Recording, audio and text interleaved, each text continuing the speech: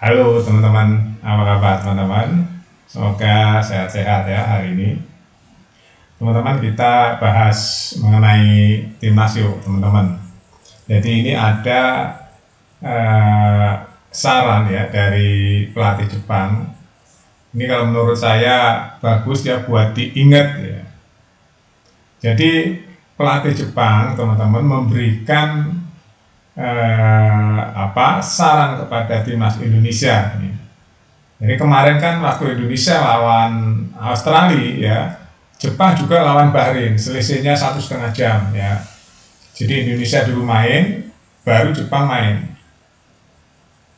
Jadi pelatih Jepang menggambarkannya seperti ini teman-teman, supaya Indonesia tuh sadar ya, karena Jepang itu sebenarnya membela Indonesia teman-teman, pelatihnya ya sangat menghargai Indonesia. Nah itu nggak tahu ada ikatan apa ya antara Jepang dan Indonesia. Kalau kita amati memang pelatih Jepang ini sangat sopan ya. Jadi dalam pembicaraannya ya, pelatih Jepang ini memberitahu lah, seolah-olah memberitahu timnas Indonesia di bawah Patrick Kluivert. Jadi Patrick Kluivert itu harus menang ya. Atau timnas Indonesia itu harus menang atau bisa mengalahkan Bahrain. Kenapa? Karena Indonesia butuh kemenangan. Kemarin gagal lawan Australia kan. Nah dari situ pelatih Jepang menurut saya sebenarnya mau ngomong banyak, cuma mungkin nggak enak ya. Nggak enak, akhirnya dia mengutarakan bahwa tersirat Indonesia itu dikasih tahu loh bahwa Bahrain sekarang lebih baik dari yang kemarin. Jadi pelatih Jepang itu mengakui bahwa Bahrain itu sekarang sudah berkembang dibanding pertandingan sebelumnya teman-teman. Ya ini perhatian juga buat Indonesia. Indonesia kemarin itu kan waktu kita ke Bahrain 2-2 ya, tuh 2-2. Nah sekarang Bahrain itu udah memperbaiki diri lebih baik. Nah ini dijelaskan oleh pelatih Jepang, ditujukan kepada Indonesia. Dia mengakui ya di babak-babak awal itu ya, Jepang sulit sekali menundukkan Bahrain kemarin. Bahwa Bahrain sekarang organisasinya udah lebih solid, lebih bagus ya, dia terlatih hari ini bukan seperti yang kemarin. Jadi Jepang sulit sekali untuk mengalahkan Bahrain di awal-awal. Ya sehingga pada pertandingan ya 3/4 atau 1/4-nya lah ya dari waktu pertandingan itu dimanfaatkan benar oleh Jepang dengan strategi apa? Jepang itu mengendorkan serangannya, tapi dia tetap menyerang, tapi serangannya lebih lambat. Ya itu dijelaskan oleh pelatihnya. Jepang itu sudah melakukan banyak hal, tapi kok kenapa belum bisa mencetak gol saat melawan Bahrain? Nggak taunya Bahrain itu sudah mempelajari permainan Jepang. Ya, terus Bahrain itu sekarang organisasinya lebih baik, permainannya terorganisasi lebih baik, ya semuanya diperbaiki dibanding saat dulu Jepang melawan Bahrain di kandang Bahrain. Waktu itu menang kalau nggak salah berapa ya, 5-0 atau berapa itu ya. Nah dari situlah waktu datang ke Jepang, Jepang kesulitan ngalahin Bahrain. Nah analisa saya, kenapa kok Bahrain sekarang berubah? Ya pasti berubah karena memang dia tuh mentalnya sedang naik kemarin, habis juara ya, habis juara teluk, mengalahkan negara-negara teluk teman-teman. Nah ini peringatan. Jadi pelatih Jepang ini kalau menurut saya ya menginginkan Indonesia lolos bersama dia. Cuma karena Indonesia udah kalah duluan sama Australia dengan telak 5-1 ya, jadi Jepang itu secara implisit ya dia memberikan gambaran begini loh cara mengalahkan Bahrain. Kita butuh fokus ya, harus fokus, Indonesia harus fokus, harus sabar ya, itu aja, harus fokus dan sabar. Ini sama yang dilakukan Jepang juga sama. Jepang tuh nyerah ya dari awal kenceng gitu, tapi belum tembus juga. Ya ini kalimat dari pelatih Jepang, belum tembus teman-teman. Akhirnya pelatih Jepang itu kan nggak mau menyerah dia, tetap menyerang tapi lambatkan dikit gitu ya. Tapi tetap menyerang tapi dilambatkan dikit. Nah di menit-menit akhir akhirnya Jepang bisa mengalahkan Bahrain dengan skor 2-0. Ini yang saya bilang kemarin di video saya sebelumnya, bahwa Indonesia itu jangan sedikit pun merendahkan Bahrain. Jangan sedikit pun merendahkan Bahrain. Ya, pertama Bahrain sudah jelas dia baru saja juara. Yang kedua dia bisa nahan Jepang, hanya kalah 2-0 di kandang Jepang. Dulu di kandang Bahrain kalah 5-0 kalau nggak salah ya, 5-1 atau 5-0 gitu ya. Bayangin ya. Sekarang di kandang Jepang kalah cuma 2. Itu pun sulit sekali Jepang mengalahkannya, memasukkan bolanya. Sulit, kalau nggak mahir banget sulit itu. Kita tahu kan pemain Jepang gimana dia solidnya. Akhirnya dengan ruang yang sempit, ya, pemain Jepang bisa menjebloskan bola ke gawang Bahrain. Gol yang kedua, teman-teman. Akhirnya sampai akhir Jepang menang dan dinyatakan lolos ke Piala Dunia secara langsung. Itu Jepang, teman-teman. Nah, sekarang pertanyaan besar. Apakah Patrick Kluivert sudah memahami permainan Bahrain?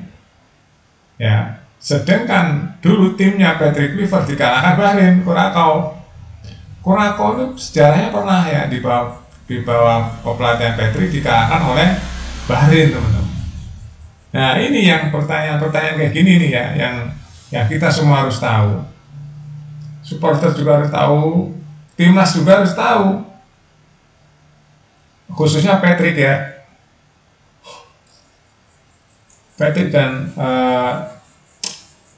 sang profesornya ya, Pastur, harus tahu bahwa rakyat Indonesia ini kan bola itu sebenarnya mewakili rakyat Indonesia ya. Kemarin habis kecewa telak 5-1 dari Australia. Nah, melawan Bahrain ini juga nggak gampang. Australia aja kalah loh lawan Bahrain, teman-teman. Kita di pantai Australia 5-1. Ya. Itu dulu Bahrain sebelum juara. Ya, sebelum juara teluk. Sekarang kata pelatih Jepang, Bahrain sudah lebih baik dari leg pertama sebelumnya. Ini artinya apa? Indonesia harus benar-benar jangan menganggap Bahrain seperti waktu kita menahan Bahrain 2-2 di kandangnya. Jangan. Kita harus persiapan benar-benar rapi ya. Transisinya bagus. Bola juga harus lengket. Visinya harus jelas. Kalau enggak kita bisa kalah dari Bahrain. Bisa kalah dari Bahrain kalau kita nggak fokus. Jepang aja sulitan loh. Jepang itu hampir hampir waktu berapa puluh menit ya itu. Setelah babak kedua pun nggak bisa jebol. Sehingga 3/4 akhir waktunya Jepang bisa membobol 1 dan kemudian di menit terakhir bisa membobol 1 lagi di ruang yang sempit. Jadi Indonesia harus benar-benar fokus.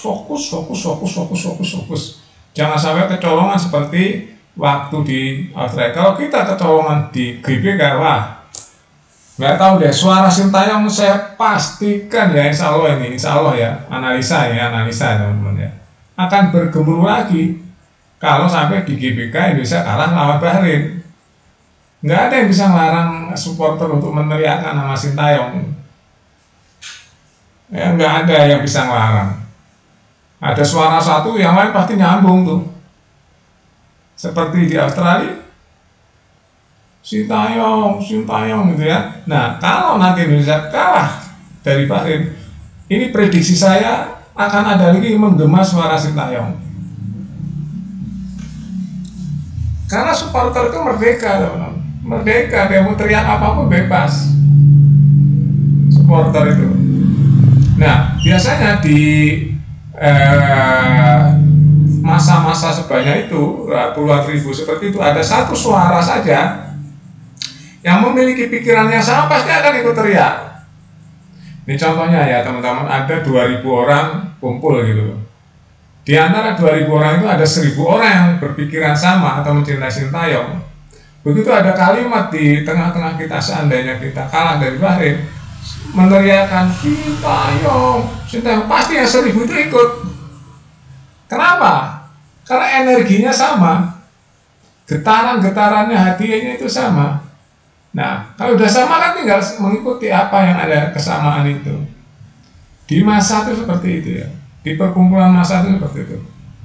Dari 2.000, 1.000 yang pikirannya sama, energinya sama, dia akan cenderung bergabung ke yang energinya sama.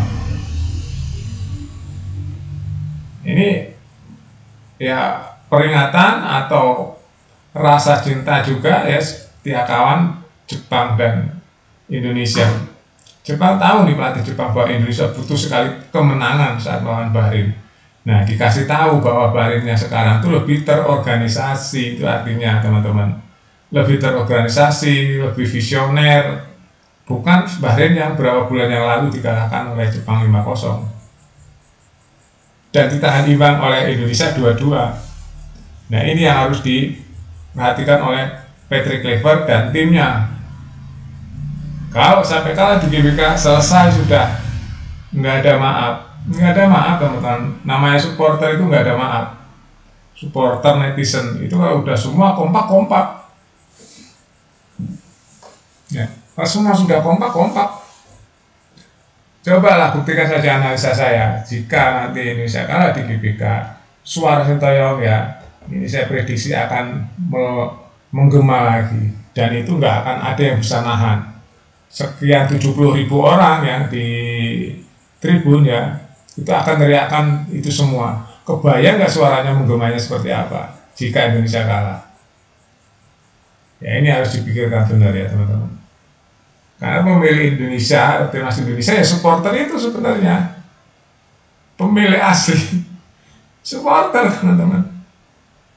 Rakyat Indonesia pemilih timnas itu sebenarnya.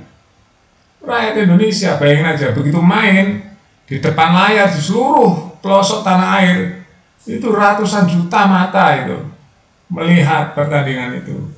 Itu pemilih aslinya itu. Ya, makanya harus benar-benar fokus nih. Oke, itu aja teman-teman ya, ulasan berita yang menurut saya bagus ini ya, buat peringatan sebelum menyesal ya. Ya, biasanya kan menyesal di belakang. Nah, ini peringatan bahwa kita harus fokus, jangan ngalah ya. Ya, kita punya misi menang ya, di saat pertandingan lawan Bahrain itu. Bahrain juga bukan musuh yang kaleng-kaleng. Bahrain adalah musuh yang sudah diingatkan oleh pelatih Jepang. Bahrain yang sekarang lebih baik. Itu ya teman-teman, terima kasih. Update terus berita-berita yang lain dibuat Makan TV. Sampai jumpa.